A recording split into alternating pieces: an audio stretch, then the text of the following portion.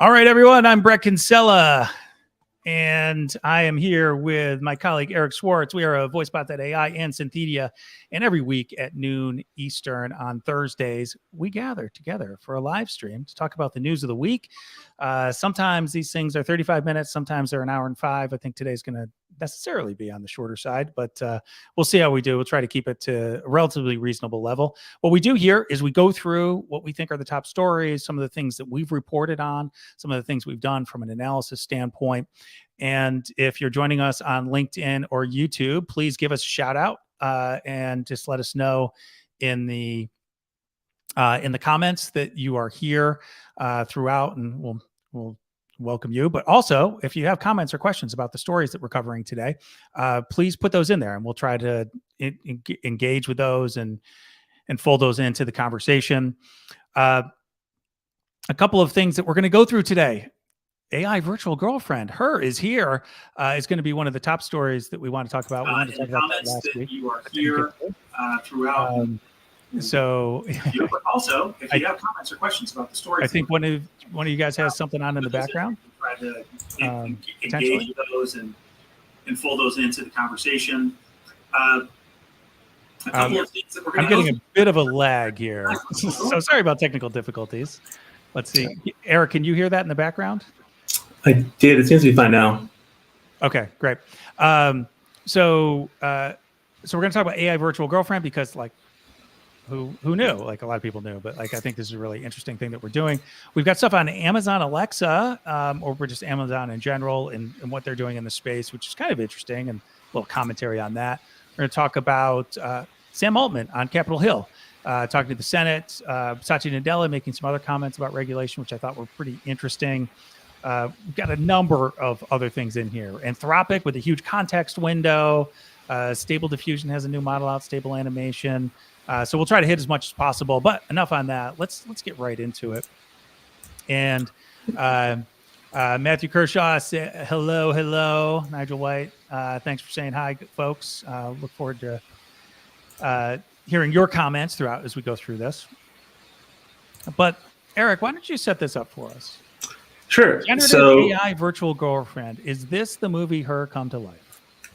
A little bit. To be honest, it reminds me more of that old Al Pacino movie, Simone, where slightly similar thing happens in terms of the creation of an artificial woman that people are essentially fall head over heels for. But in this case, it's an AI version of an actual human being, a social media influencer named Caryn Marjorie. She's very big on Snapchat, almost 2 million subscribers.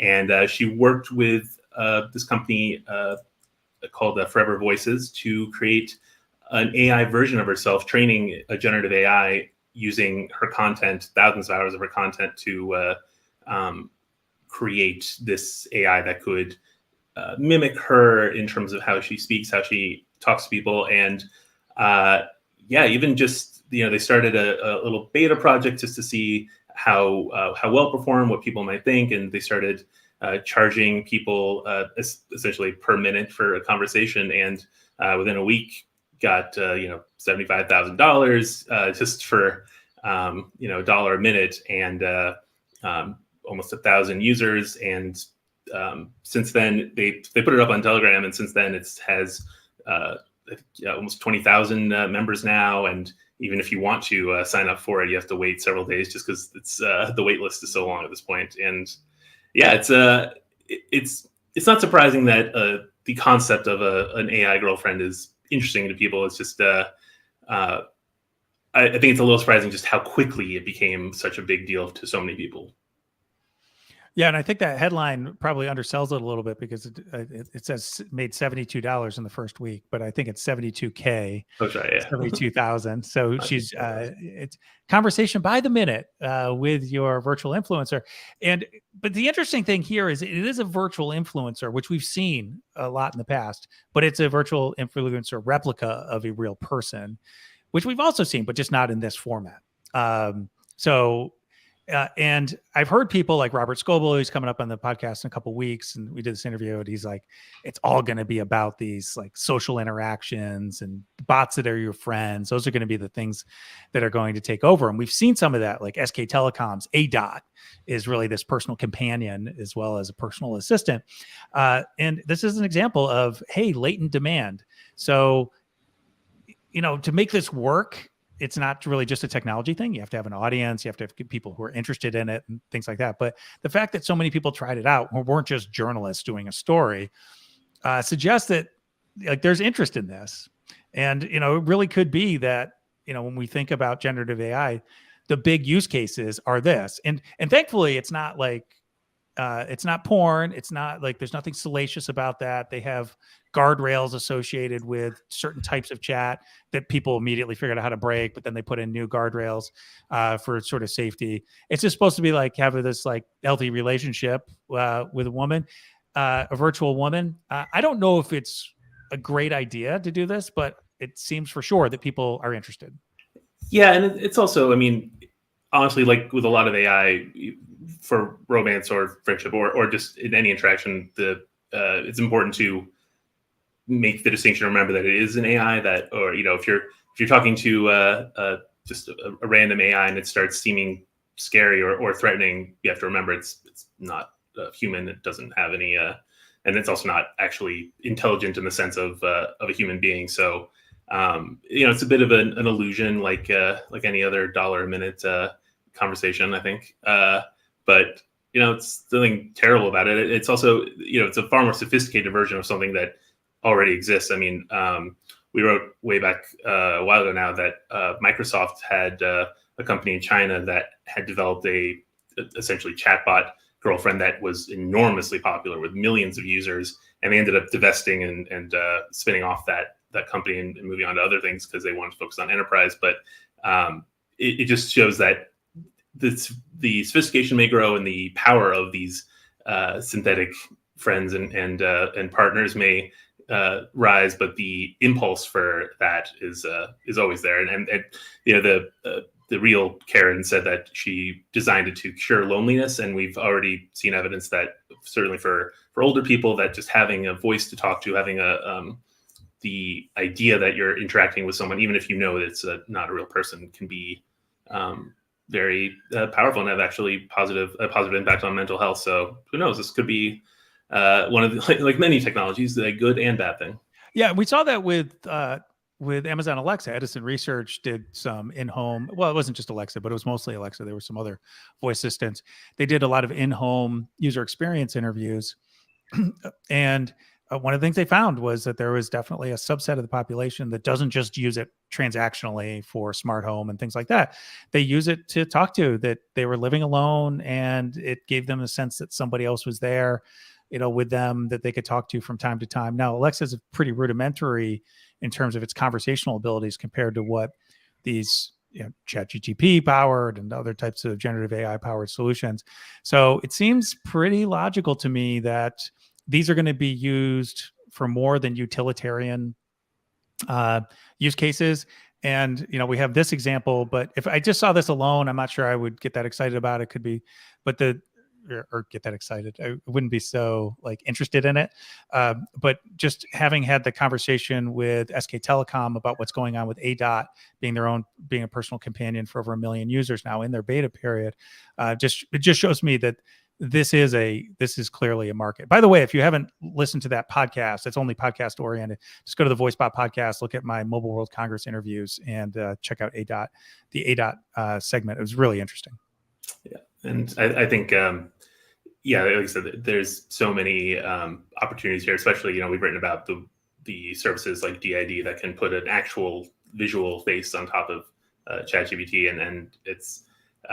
These kinds of synthetic humans for whatever purpose are going to be. That's the logical extension here. She's got this in Telegram right now. It's a chat interface that can handle multiple people, obviously simultaneously. So there's some sophistication there, but you would expect that pretty soon there will be a mobile app, and you'll see a digital twin of her responding to you, and you can imagine that the engagement and loyalty will go up even further, and just allow her to be a lot more creative, even if the engine is always going to answer, based on whatever which trained on. Yeah. She could have different outfits. It could be seasonal. There'd be a reason for people to come back and see new things. Yeah, and I mean, people, the parasocial relationship thing is very powerful, even without any sort of response from the person that you're a fan of. So I can only imagine that having even a simulated interaction with that character or person would be even deepen that feeling even more. All right, great. Well, let's move on. I thought that was really interesting. I want people to keep track of that and have an eye out for these stories as they go forward, because that market looks like it could be very important. And see, a couple other people have just joined. Sorry, I forgot actually to promote this, or just like to put the link out. So I just did it like a half hour ago. So I know a few people are joining late. All we've talked about is AI Virtual Girlfriend. So, and if you miss a segment, you can always go back to the VoiceBot YouTube channel and watch that later. So everybody hopefully knows youtube.com/the @VoiceBot AI. All the gains wind up there afterwards. Oh, thank you, Nigel. Been listening for a couple of weeks. Loves the insights. So keep going. Love it. Really appreciate that comment from Nigel, saying that he finds the discussions insightful, bringing some context to these topics. All right. So let's move on to the next topic today. And this is going to be a topic that's like very well understood in many cases by our audience, because a lot of people that we know in the industry come from the Amazon Alexa days, and when that was the hot topic, the ChatGPT of its day. Maybe not quite as hot, but hot. So they had some interesting news today. 500 million Alexa devices in the wild, and they've been talking about a few other things around generative AI. But Eric, give me a quick rundown. What's the news, and then what's the meaning?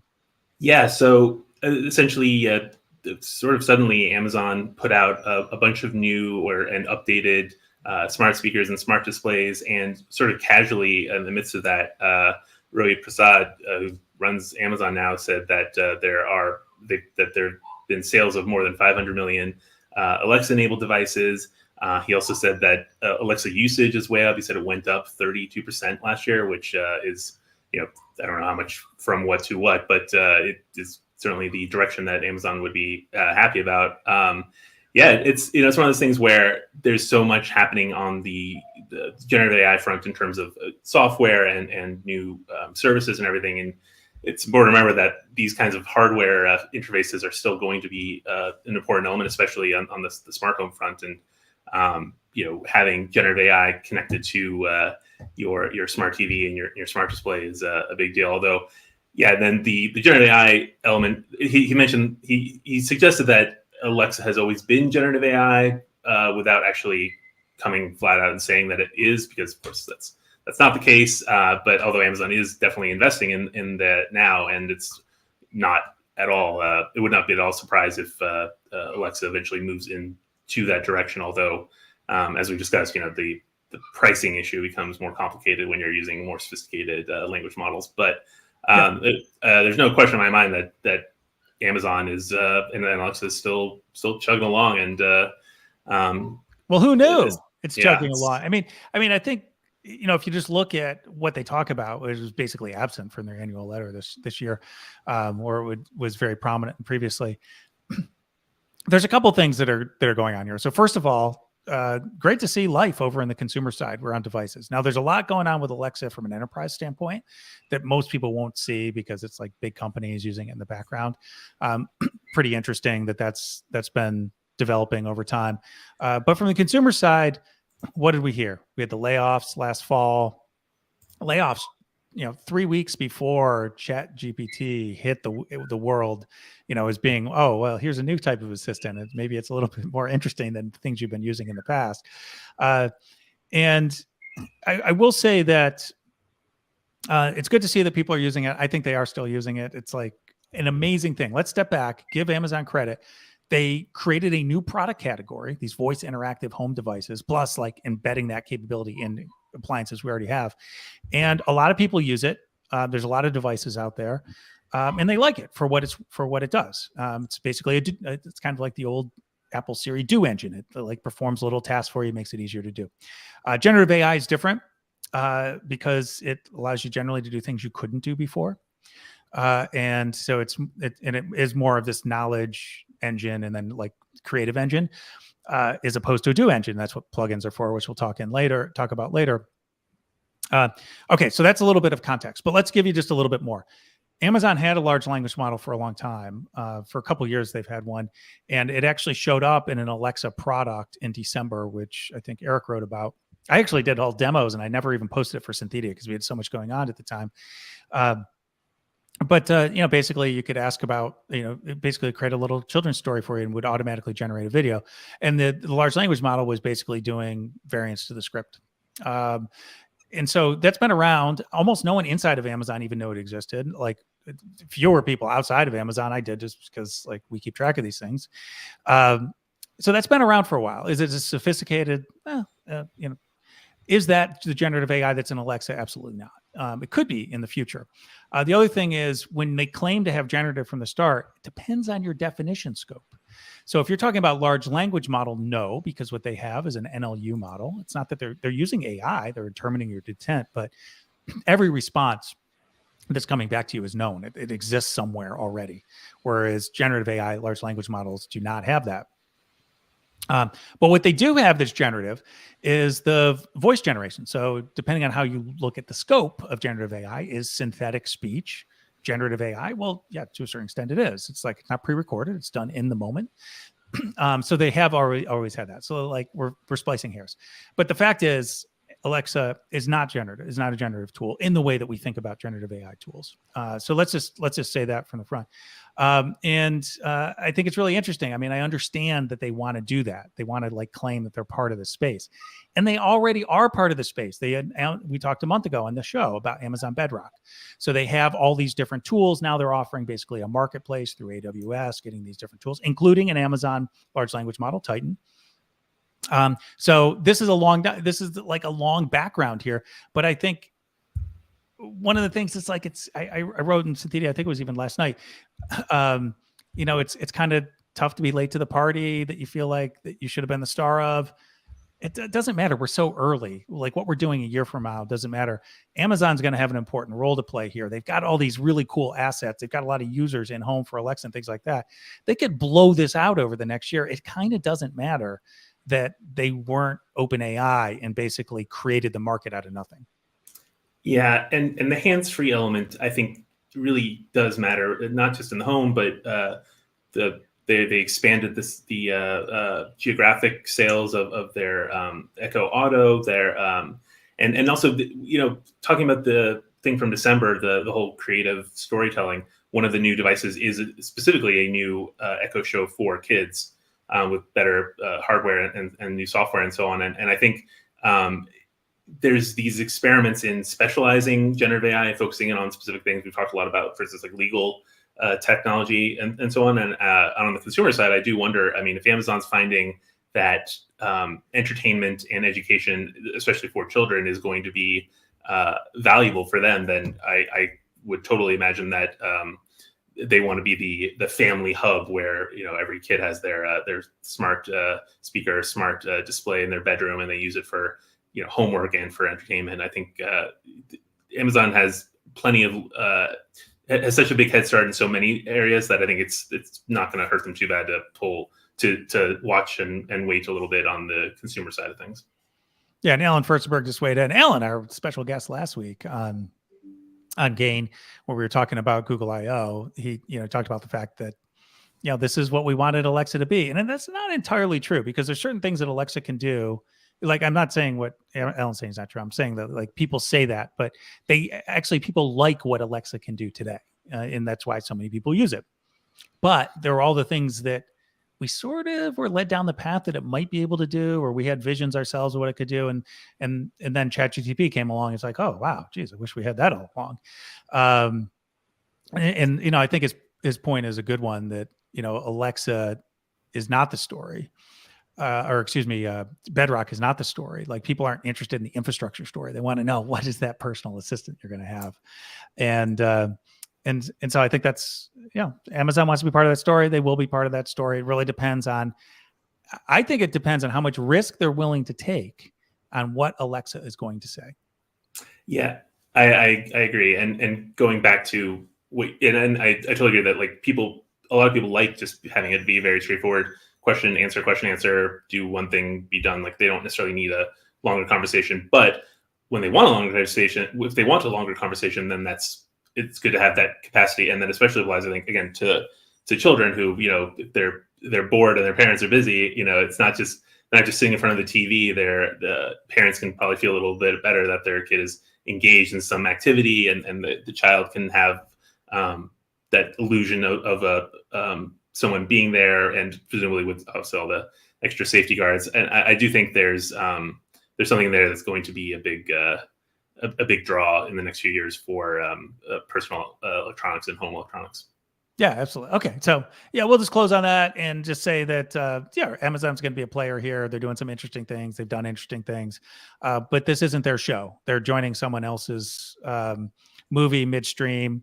And, Andy Jassy, I was trying to find it was either January or late December, early January. He was interviewed by someone. It was at like one of those finance conferences, and they asked him about generative AI. He's basically like, he didn't even know at that point, I think, that he thought it was going to be a big deal. But 3 months later, April, they announced Bedrock. Now they're sort of trying to bring it back into the Alexa story. So I think there'll be a player just like everybody else. It's just like, hey, we created a market. We create all markets. No, you don't. Some markets you create, some markets you participate in. And that's sort of where they are. All right. So I hope you like that background. We know a lot about Amazon and Alexa. So we know a lot about a lot of these things, but that was one where there's a lot of history. All right. Eric, you also have a story about Sam Altman, the CEO and one of the co-founders of OpenAI, being on Capitol Hill at a Senate hearing.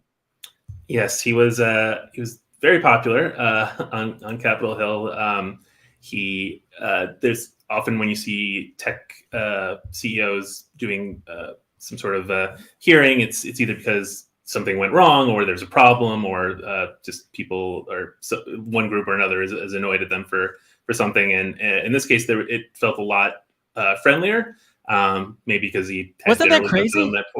So wasn't that crazy? I remember watching Sundar Pichai and Mark Zuckerberg and who else? Jack Dorsey. And it's like everybody thinks that they're the embodiment of evil. Every representative there. It's like they might hate them for different reasons, but they all hate them. And it's like it's not even cordial. It's like just shouting matches. And then Altman shows up and he's just like, oh, you're the nephew I wish I always had. And geez, just let us know. How can we do better?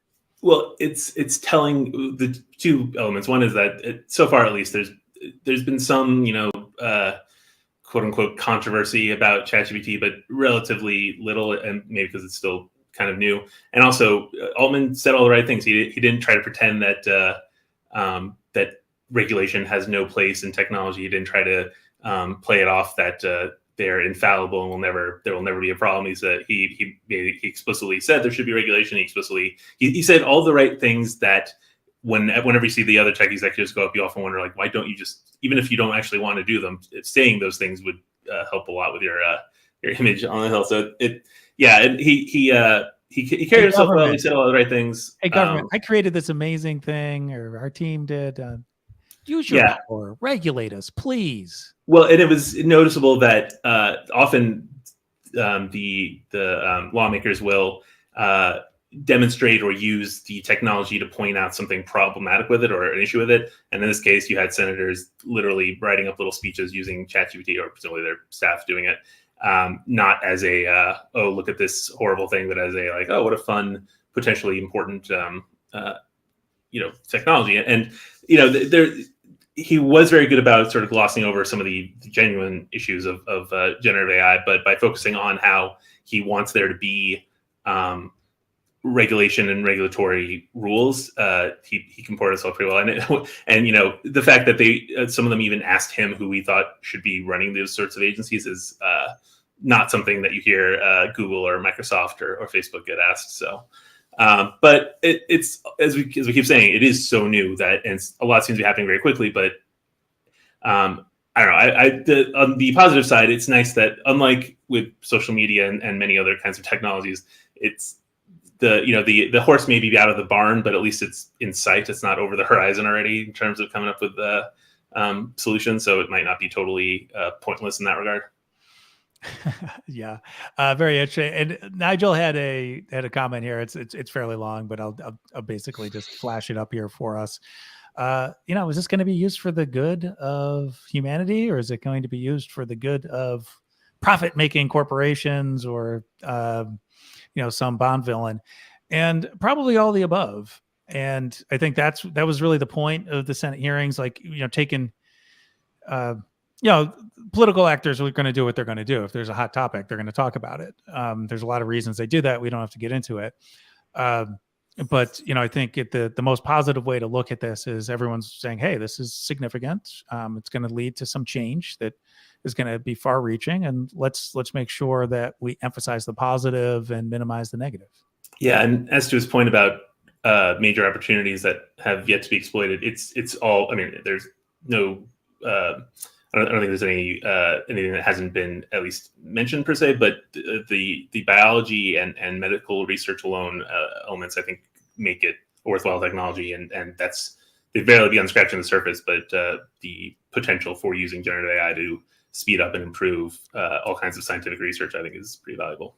Yeah, absolutely. There's the broader societal benefits of these co-pilots, in this case, co-pilots for physicians with specific practice disciplines, maybe for humans. But one of the things I'll say that I think is the positive benefit, these models have existed for a while. If you were a developer with API access, you could use it and you could build your own solution.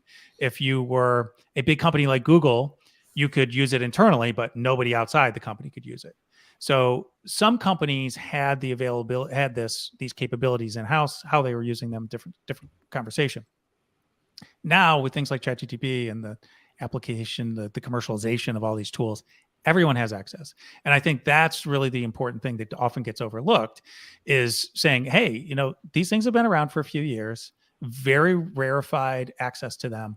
Now they're getting put into consumer applications. Consumers have the same access now to a lot of this power as the big corporations did. And to me, that's net positive.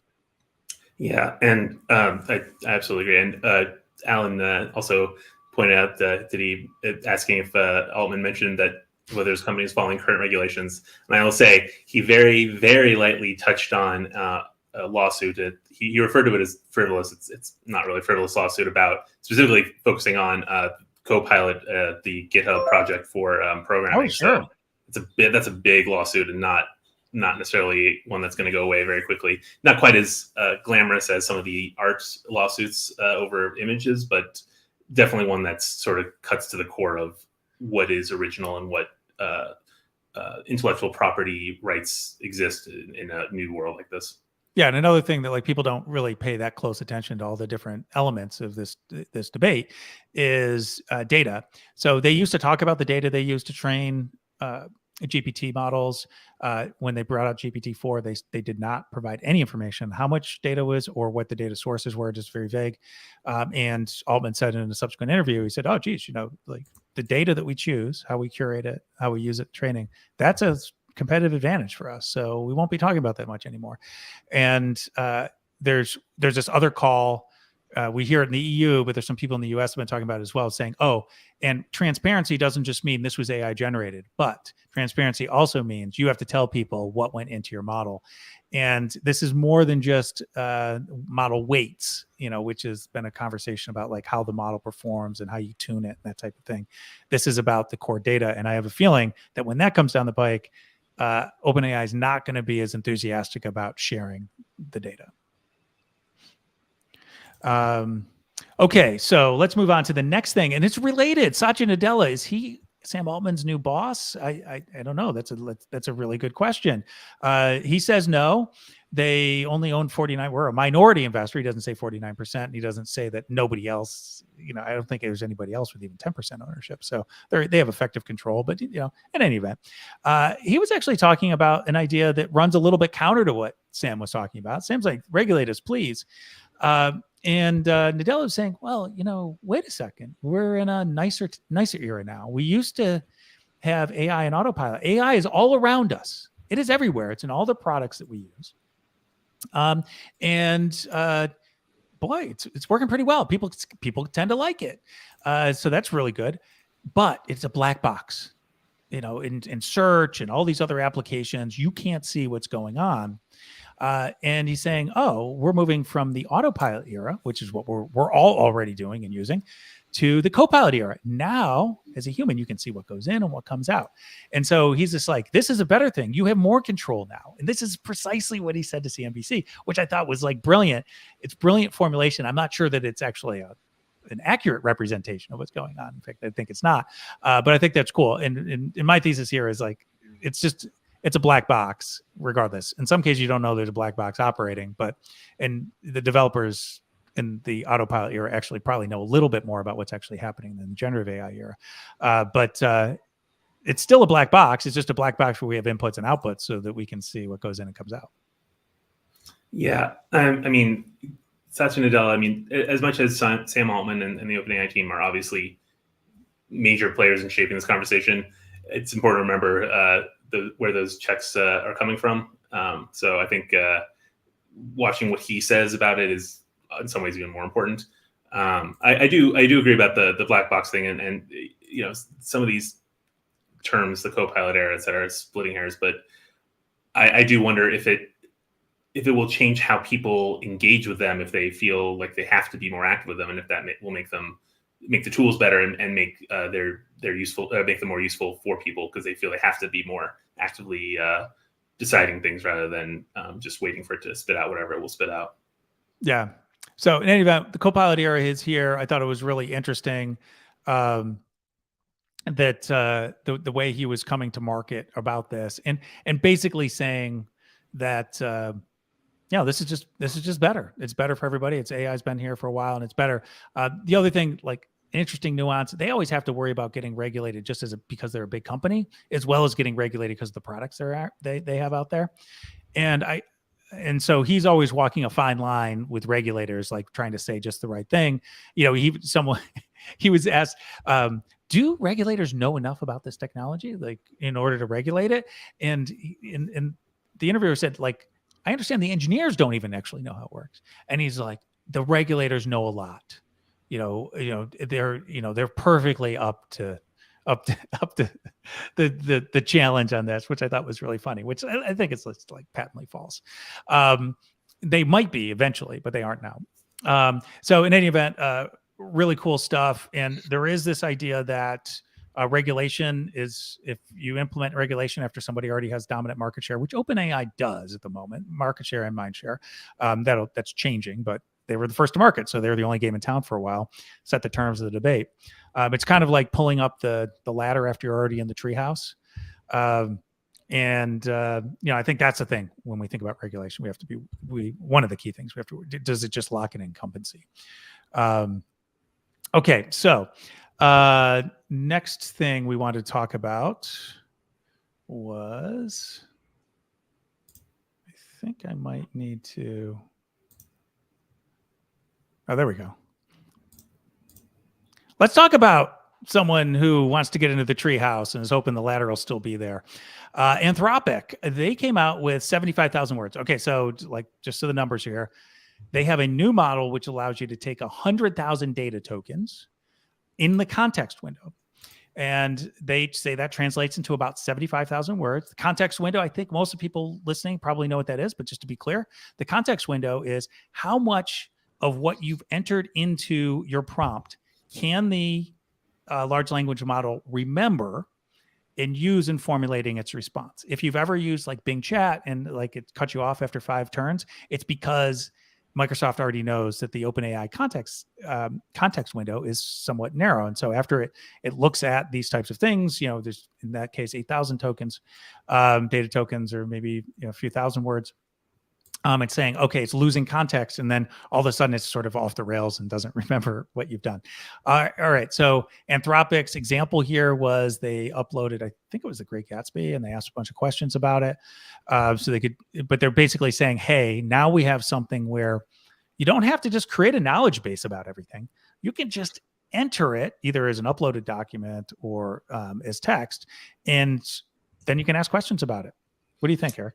Yeah, the Great Gatsby thing was really interesting. My way of thinking about this, the size of the context window is essentially that it would be able to read a book and then write a report about it in less than a minute. And in their test, they uploaded The Great Gatsby, and then they changed one line in the book and uploaded it again and asked it to find all the differences. And it found the difference in 22 seconds. So it is consuming and processing a lot of data very quickly, and it's a huge amount. So it's, the idea that you're extending its memory essentially, or giving it more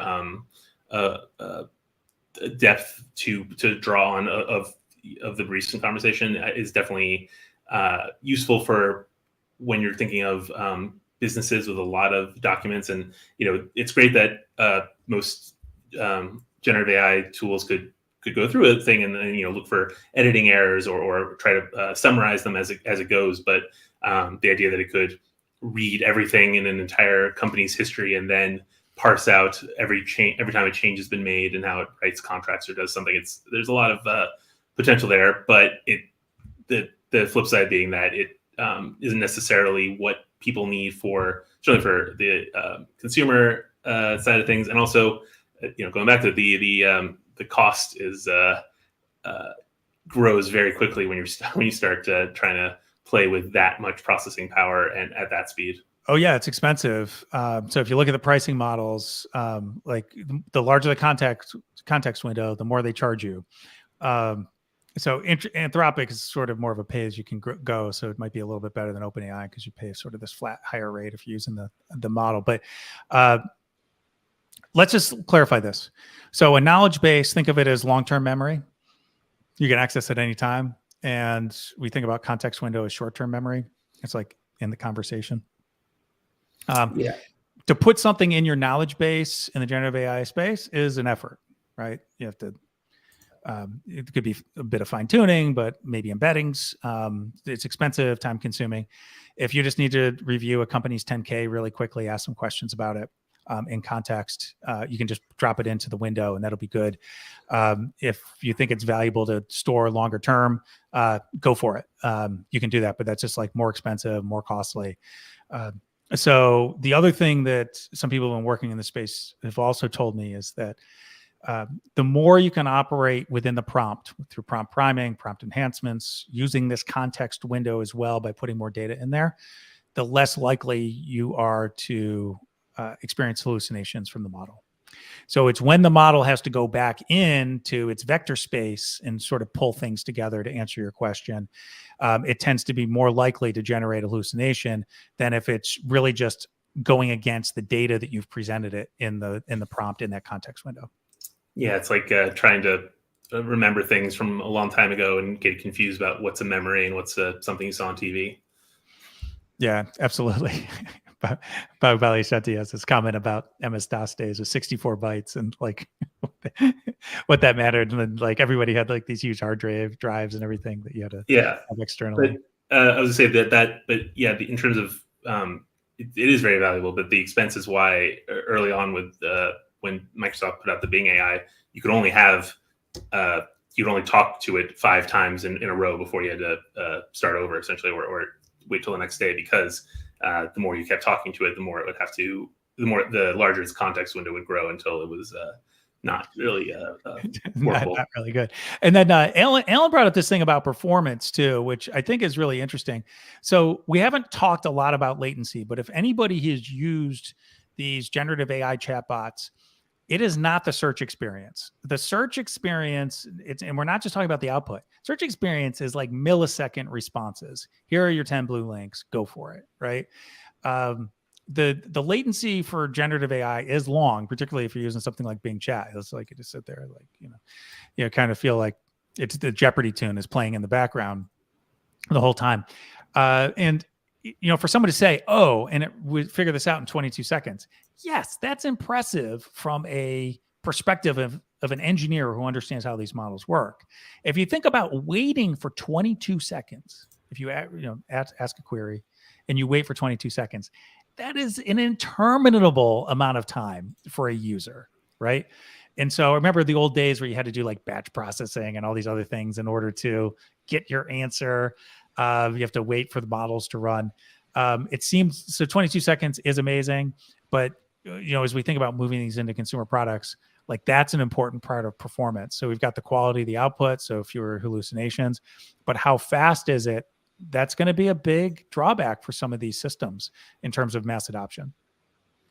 Yeah, and it's interesting watching the experiments with that latency. For instance, with ChatGPT, you see it coming up with its information almost in real time as it mimics typing things out, but you will see it write and then pause and then write more. Whereas some of the other ones will just have a pause for 30 seconds or whatever, and then put out the entire paragraph all at once. So it's how you experience latency may affect things also. And you'll see this. This is a nuance that like people here can just look for, and you'll know more at the cocktail party than other people. But there's a streaming API which will actually give you the next word prediction as it comes out. But there's also the other API that OpenAI has, and I expect to see more of this as well, that will wait until the entire generation is done and then provide it to you. If you're doing some corporate thing and you want to like do some sort of spot checking on whether it's hallucination or not, you have to wait till it's all generated to know if you should check it, regenerate it, that type of thing. If you're using the streaming API, just sort of like, okay, here it comes, but it does come out faster. Some of the people who are using the batch or the full production API or the full generation API, they could just display it as like an instant flash, but a lot of them write it out as well. It just like writes out faster. So you can look for that and see these type of things. So in any event, that was really interesting. And our friends at, let's see if I've got this other tab. Our friends at Anthropic also had some other good news. Zoom is going to integrate Anthropic into its services. Yeah, it's Zoom's been talking about generative AI for a while. They call it their approach. They want to have multiple options for LLMs in order to service different audiences, depending on whether it's the contact center or for more consumer usage. But this deal is a little slightly bigger because not only are they going to be making an effort to bring Claude, which is the Anthropic model, into basically everything they offer, they're also making a financial investment of some sort into Anthropic itself, which suggests not only a broader investment, a broader partnership, but also one that's not going to expire in a year necessarily. It's more likely to be a bigger project for Zoom, and presumably on Anthropic's side, it'll be a source for potentially data and for as well as money, and a way to really expand how many people are playing with it, because Zoom is still it's not quite at its 2020 peak of everyone in the United States using it every day, but it's still not. It's still an important element of enterprise and consumer technology. So I think this is going to be okay. So let me tell you, it's sort of this thing I have about the Zoom thing, and I actually haven't even read your story, but you gave me a very quick synopsis of it, and you just talked about it here.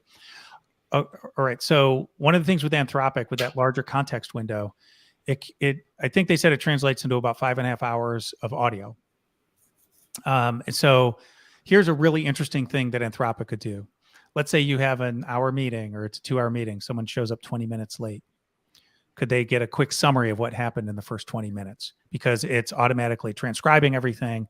It's creating a new context window, that anybody can ask about at any time. Or you can go in at the end and say, what was that you said earlier, Bob, about this?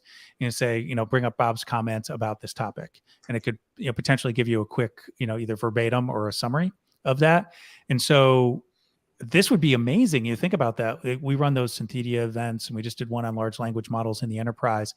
And those are 3.5 hours. If people could come in, let's say they joined in hour 2, they're like, oh, geez, I missed that piece. Maybe human first or something was up first. What did they say about that? Or like maybe, one of the speakers refers back to an earlier speaker. You could just like in the chat, ask what that person said about it. That would be so fascinating. Yeah. Although, in the context of our conferences, we would definitely need to either train or get a more specialized model that understands all the technical terms and all the shorthand phrases that get turned around because it's not the same as a sort of generic conversation about without any technical elements. That's true. I mean, this is where fine tuning would come in for the model itself potentially ahead of time. But at least with that context window, it does allow people to get up to speed, and that's something that we do not have today. That's like a novel idea that we can like go back in real time to something someone said 20 minutes ago, 2 hours ago in the same conversation. You think about some of these longer workshops that people are in, is this something, these are really new ideas. They're kind of fascinating. Would people use them a lot? I don't know. But I can see like the utility of that is like immediately available. And also the other question is, will Zoom implement it that way? Probably not. Because that would be just way too useful. But it would also be costly. So there's all these other things going on.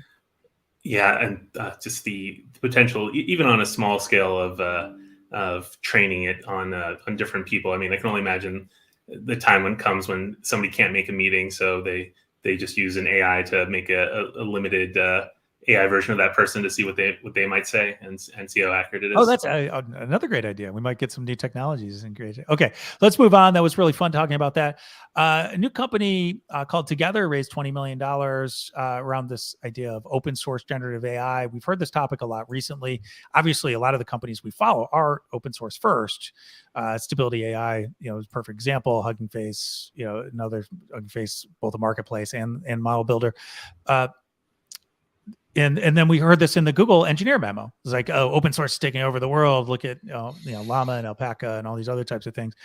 And we're still early in the market. I just wonder, like, there are actually people who are providing open source things here, and they have this tool called Red Pajama, which I think is interesting. And they seem to be really focused on something like a Red Hat model, if people know that from the Linux days. But it seems to me that like their success is dependent on Red Pajama doing well, or one of the projects that they have doing well, as opposed to just more generally. I don't know how you read it. Yeah, I agree. I mean, yes, it's very obviously supposed to be going for the Linux approach, for the idea being that what they're offering is not to license the technology, but to license the elements around it, or the wrapping that makes it more useful for individual companies, individual industries. I do think there's a lot of potential there. And as you said, the Google memo makes it seem like at least some people on the proprietary side of things agree that that's going to be the wave of the future, and it's better to get ahead of it like this. But I do think that, at least for now, there's no way to say which version is going to be more successful. If Linux is gonna be like Linux in terms of being really valuable to a certain number of people, but basically ignored by the vast majority of consumers, or if it's going to be a much more decentralized system the way that that Together wants. But it's also notable. I mean, they're going with they reproduced Meta's Llama model, hence their mascot, and I think that there seems to be a lot more experimentation with Llama than there has been with some of the other open source models. But I don't know if I guess my feeling is that Hugging Face seems to be way ahead on the open source side of things, and I wonder if that's going to be more how people. Well, and Stability, like, so let's look at Stability AI, Stability, which basically has the Together model, but more models and a couple years head start. It doesn't mean that this, like, I think there's a couple of questions, like how successful open source be. Let's remember that open source and Linux, like, hugely successful. It's like everywhere. But there was a proprietary alternative throughout that whole period of time that was also hugely successful. And so, it looks like OpenAI is the proprietary incumbent at the moment that everybody's shooting for. And mostly it's other proprietary models like Anthropic we just talked about, which are going to compare it against it. But having these open source alternatives is interesting. I just think it's going to be very project specific, which is like Red Pajama is a project, an open source project. So we'll see how it plays out. It would make total sense to me that there will be some big companies that'll come out of that space. But will open source beat or be where will it be? Where it will succeed in this space? Does a specific flavor of it succeed? Stability AI has obviously got a good model just with Stable Diffusion. They're an important company in the space. That also remains to be seen whether their language model and animation models and those other things will be successful. Okay, let's not belabor that point too much. Move on to our next story. And our next story is, we're back to the big companies. All right, so let me share this. All right, our friends at Facebook, Meta, sorry, I always think of them as Facebook, have a new tool, an AI sandbox for advertisers. Okay, so Meta is very interesting in this space. They've got the FAIR research organization out of New York City that does some groundbreaking work. We talked about Llama and Alpaca. That all comes out of models developed by Meta. And there's always been this question about how are they going to use it in their products. And some things have been alluded to. Zuckerberg said a few things. Other people in the AI team things. But mostly what they've done is they've created models. They put them out, usually just limited to academic researchers. And there's been really high quality. Like, people have been really impressed with what they've had. But now they've got something that they just announced, which is part of the products. And this is for advertisers. It'll create text for you. And I don't know if anybody's ever done advertising on Instagram or Facebook. Generally speaking, they've got all this A/B testing and all these other things. So what can you change? You can change the title, you can change the image, you can change the description. And everybody goes through let's do 5 variants on this, and then it serves a few thousand each variant, whatever one's the best, and then it biases towards that, or serves that more often. And it's a time-consuming process. So here's a perfect example of higher productivity. You can just go in there and have one variant, and it looks like you'll be able to create 4 or 5 different variants very quickly.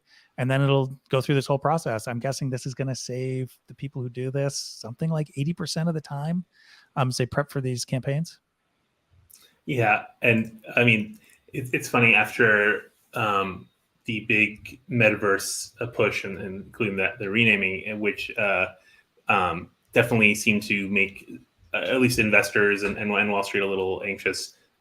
This is right where the revenue stream is for Facebook, for Meta. So I suspect that there's going to be a lot of very happy people on the business side of things. And the fact of the matter is that it does seem to be something that is useful, is well designed, and that people, that advertisers and marketers want, because so often these little variations can really help extend a campaign and really make it more successful. And now it's a lot easier to do that rather than having to do it all manually.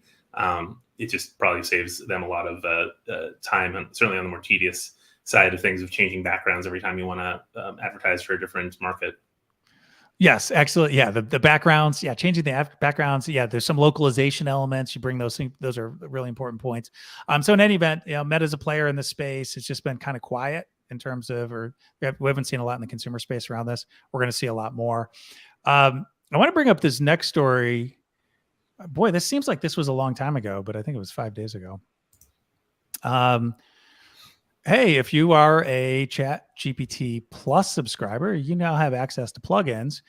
We've talked about this extensively in previous episodes, but I think this is interesting that it's available so quickly. I did a review. I think in my view is that there's 2 things going on here. One is the user interface is a little difficult still. They didn't really update that from the beta period that I was did those videos about a few weeks ago. You're in ChatGPT and you can select your 3.5 model or your 4 model. There's different reasons why you would do that. That's just like your standard ChatGPT flavor. Then you have this idea of browsing, which is a new model, which makes it more like Bing Chat, but not as good. It's not very good on sourcing. It still generates things. There is an interesting element of both of these things, which I'll tell you about in a moment. But it's okay. It's like it brings real-time internet access to ChatGPT, which is what everyone said we all wanted. Is it better than? Maybe it's better than Bard. I mean, maybe not. It's not better than Perplexity or Bing Chat. The second thing is like, so you choose like a browsing model, it's this new model, but then you also can choose the plugins model. The plugins model is what connects you to all these third parties. And when you're in the plugins model, you're not in GPT-4. Just be aware of that. There's some functionality GPT-4 in there, but basically it's only trying to get your information from the plugins you have selected. There's a limited number of things. Okay. I find that it's cool. The demonstrations Greg Rockman did, I thought were like the best output, best experience you could have as you play around with it. Now, I think they're going to learn a lot because all the ChatGPT Plus subscribers are going to move through it, and we're going to see some new items and or new things in terms of feedback. But I don't know if you had any real specific feedback on that and what you're thinking. Yeah, I mean, I think that I think this is very much the beginning of it. There's going to be a lot of feedback as from people like you about how well the plugins operate, about where there's value and not. I think that it's not surprising that certainly some of the more wary companies where they want to be involved, but they don't want to go all in and using everything that ChatGPT can do. That's not a surprise. I do think it's kind of funny that you can't have the conflicting plugins, that you can't have Expedia and Kayak at the same time. It certainly makes sense which is what we want. Yeah, that's really what we want. It's that thing where it becomes more complex technically, of course, and then just on almost a political element. We wrote way back about when Amazon essentially made one company for roadside assistance the company that responds when you ask Alexa for roadside assistance, which understandably annoyed other companies who didn't have any opportunity to, it wasn't like a competition or a payment thing. And I don't know if there's an easy solution because some people like Expedia, some people like Kayak. How do you decide which one it picks besides you telling it? I think judgment issues like that are going to be hard to resolve, but important to resolve. But it's also a matter of, the question is, are you going to be using ChatGPT and then decide to use it to get a flight, or are you going to be looking for a flight and there will be a ChatGPT interface on kayak.com? Like, I don't know where that's more. I mean, it's not better than going to the websites really today. I mean, it's okay. I mean, I actually could see like actually doing my prompt is a little bit faster on Expedia, or in ChatGPT, so I could do that and then click through, and then it already has done the search for me. So I think that's probably better because the way Expedia doesn't care about user experience either. That thing's like ridiculous. So I think you could use it, but it's like you're not going to spend that much time in it. I'm not sure that like all the clicks you have to get there is really worth it. Now, the one thing I will say though, because I just foreshadowed that I would talk about something that I think is really interesting, is when you use either the browsing model or use the plugins model, as it's generating the response, you can click the little button, which basically tells you what's happening. If you're in plugins, it basically you can look at the file or the record that's being sent to the plugin and like what it's asking for and that type of thing. So you can get a little insight into the instruction and some other additional data behind the response that's coming back. So that's really interesting. With browsing, it's fascinating because it basically says, if you ask it a question about a current event, it's thinking and it shows you which URLs. There's like additional like buttons you can click inside of there, which you can go to like, oh, these are the 5 things that it looked for. Now it does a poor job at sourcing in terms of actually telling you where it got the information. But if you actually click that button, you can go in, you can see all the different articles it consulted in order to generate the answer. So I think that's like super fascinating. I recommend people check it out. But it also sort of goes back to this idea of observability, right? So we talked about the black box with Satya, Nadella, and AI. Observability, people will talk about transparency, but like observability, can you see what's going on in real time? And I really give kudos to OpenAI for including that in there. It's like sort of, they know their early adopter audience. They want to know all these geeky things, but being able to see what's happening. Now you can't see what's going on inside the vector database and like all these other things. And so that's another layer of observability. It's going to be like a key term that we're going to be talking about a lot over the next year. But it does give you a certain amount of observability about input and output, what the models are doing. So that I find that just fascinating. Agreed. Okay. Hey, folks. We're at an hour, so we're gonna be done now. There were a couple other stories we wanted to do, like stable animation, Stability of AI's new solution, which is for animation. But hey, we're done. This has been really fun. Thanks a lot for coming. Noon every Thursday Eastern time on LinkedIn and YouTube. Let us know. You can actually just ping us in LinkedIn or Twitter. Let us know what topics you'd like to cover. Thanks so much for everybody that that contributed through comments and those types of things today. I know it's my fault. I actually advertised it too late. I forgot to put up the link. So a lot of people missed it. I've been getting like notes about that. But thanks a lot for coming out. See you next week.